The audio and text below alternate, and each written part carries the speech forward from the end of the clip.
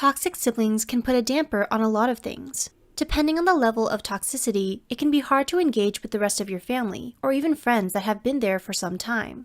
It can also put stress on you while you try to suppress your feelings for the sake of keeping things civil between the two of you. There's a myriad of reasons why we keep toxic siblings at arm's length. But what can we do once we've identified the issue? Here's 10 ways to deal with a toxic sibling. Number 1. Speak up.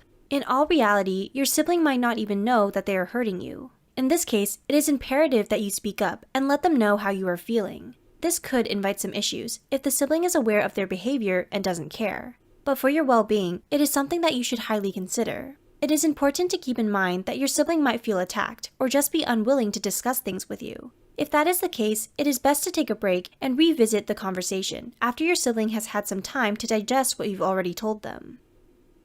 Number 2. Set boundaries. It is often hard to avoid your sibling, but that doesn't mean that you have to let them have unfettered contact. Set boundaries that will let them know what you will and won't tolerate. If you have a sibling that enjoys making you the butt of the joke, you can remind them that jokes and funny stories are always welcome, but ones that are harmful to you are not acceptable. If your sibling likes to belittle you, this is the prime opportunity to stand up for yourself. Number 3. Change the opportunities. If setting boundaries doesn't work and you're still getting nowhere with your sibling, you can cut the contact. If they have continued to target you, it might be time to tailor your actions around them. You might have a sibling that likes to make biting comments towards you when you're alone, so you may need to stick with a small group when they are around. If they like to single you out at the dinner table, perhaps sitting with other family and engaging in conversation with them is what's needed. Minimizing the opportunities your sibling has to get under your skin will make it much easier for you to be around them. It will also allow you to be around the rest of your family and to be happy while there. Number 4. Don't normalize their behavior. Do not let them think that what they do or say that is toxic is in any way alright. Make sure they know that what they did or said was wrong and why. In most cases, your sibling will try to diminish your feelings or brush the entire thing under the rug. Don't let them. Make it a point to address these issues regardless of what they have to say about what they've done. Let's be honest, they probably won't listen to what you have to say because abusive people rarely do, but it is important for you to assert yourself in this situation. Number 5. Walk away.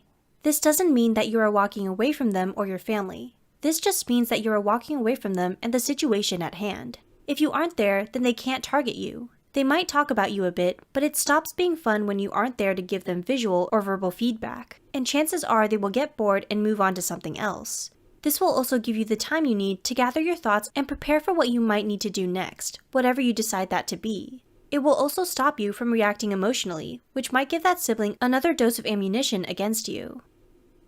Number 6. Take the high road. Don't get upset, no matter how hard it might be. If your sibling is cutting you down for something, just let it roll off your back and be the bigger man. There is no reason for you to stoop to their level, and causing a scene may turn the tides against you when it comes to others. Not showing that you are upset will also take some of the fun out of what your sibling is doing. If you aren't taking the bait, then they won't put as much of it out there. Number 7. Counseling.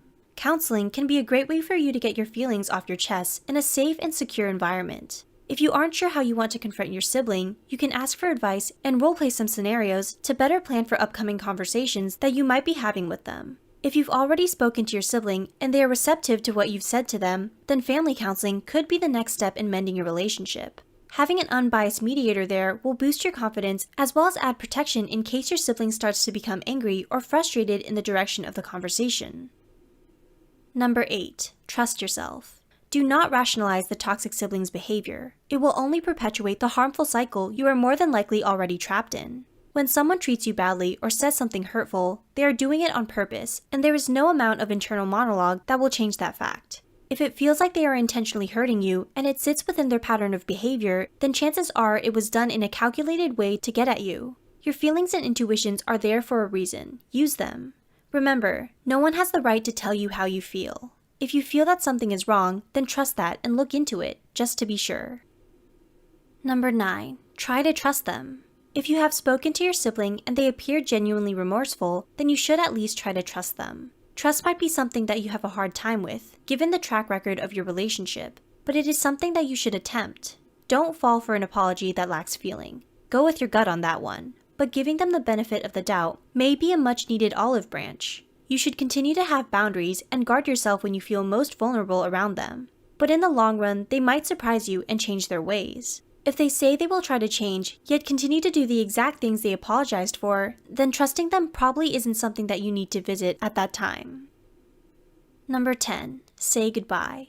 It is always hard to cut family out of your life. But if all your other efforts at reconciliation have failed, then cutting ties completely might be your only option. Don't do this lightheartedly. It is important that you put effort into the situations as well. But we all know that there are some things that can't be salvaged no matter how hard we try. If you do decide that saying goodbye is what needs to happen, you'll want to get your reasoning out in the open. Use this as an opportunity to speak your piece. Let your sibling know what they have done and why you have come to this decision. You don't want to leave yourself with stones unturned, so make sure that you get all your feelings out before you stop taking their calls. In the end, wishing them the best of luck and closing that door may be your key to freedom and better mental health.